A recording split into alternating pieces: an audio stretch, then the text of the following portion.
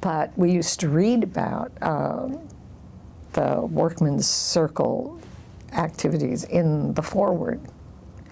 And we got the Sunday, I think we only got the weekend paper, but it had the photogravure section, the sepia-toned pictures, and it would show all of these different Workmen's Circle. And I can remember reading about, I had no idea what these people, who these people were, because they were mostly in New York, not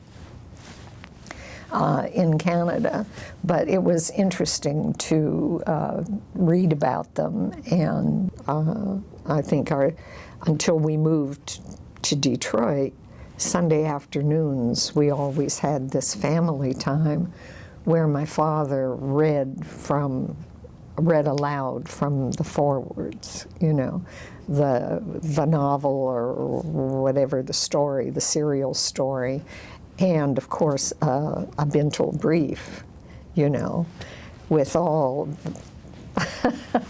the trials and tribulations, And also as a child, when I was growing up, the first theater I ever saw was Yiddish theater. The first film I ever saw was a Yiddish film.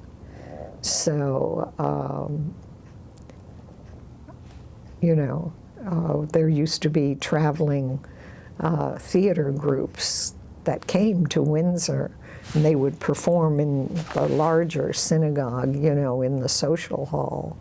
And there were professional touring companies. And the same thing, the movies would be shown. I think the first Shakespeare I saw was King Lear in Jewish and Yiddish.